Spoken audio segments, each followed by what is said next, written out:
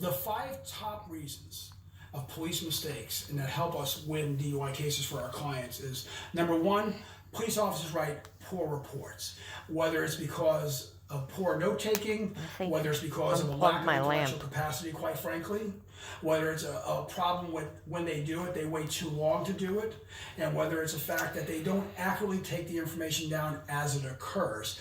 That is the number 1 mistake police officers make, and we can explore those issues, and oftentimes we do that will make us win DMV hearings and win court cases. Second issue is improper collection of evidence at the scene. Police officers almost never interview passengers in the car who could establish a drinking timeline different than what the driver will tell the police officer, thus creating inconsistencies. They simply don't do that. They also fail to look in the car for evidence, open containers, things of that nature. Third thing they do wrong all the time is improper collection of chemical test evidence. For example, in order for a test to be validated, a breath test, called an evidentiary breath test, under California Code of Regulations Title 17, there needs to be a 15-minute observation period, continuous observation, where the officer observes the arrestee. Oftentimes, these chemical tests are being taken at a station. When the officers get to the station or the jail, they have to secure their weapons. When they do that, they open their trunk. They never take the client, the defendant, out because it would be unsafe. Now the defendant's in the car. The officer no longer sees them. The trunk's blocking them. They take about a minute to secure their weapons. They close it. They walk them right into the jail, and the chemical test takes about 10 minutes to happen.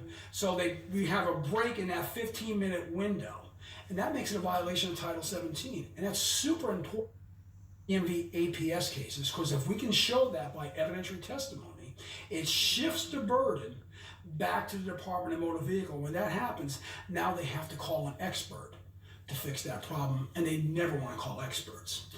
Another issue we see, number 4, is the officers fail to properly collect blood evidence. And what happens is you get taken to the station, the cop is with you, and they're not really watching the blood tests go on. They're not seeing exactly what the nurse or phlebotomist is doing. They're normally filling out paperwork. It's been our experience in the thousands of DUI cases we've handled here that the cops are just not watching. And so you later learn that when you get them at DMV, you cross-examine them, you ask them, what did the nurse do after she drew blood? And you have them describe in detail, taking the blood out, putting it in a vial. Did you see anything else, officer? Will ask him. And undoubtedly they'll say no. What they're missing, because they're not paying attention, is the inversion of the blood vial so that the preservative, which is sodium fluoride, and the anticoagulant that's in the vial mixes properly with the blood. If that's not done correctly, then fermentation can occur. And if fermentation occurs, we use that at a DMV hearing, and it shifts the burden back to DMV, so you wind up winning the APS action. And you use the same argument in court. And finally, the 5th thing that they do wrong is they seem to lack the true understanding of field sobriety test.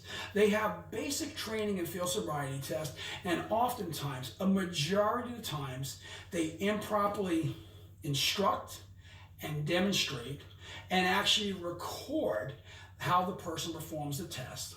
Additionally, they don't use the standardized testing. There's 3 standardized testing of field sobriety tests in California. Officers really don't understand those tests. They use the hand pat test, or the finger count test, or the finger to nose test. And the reason those tests aren't standardized, because it is subjective versus an objective standard on the standardized tests. So there's no way to really quantify and gauge your performance. In addition, officers do a lousy job in field sobriety tests, the location.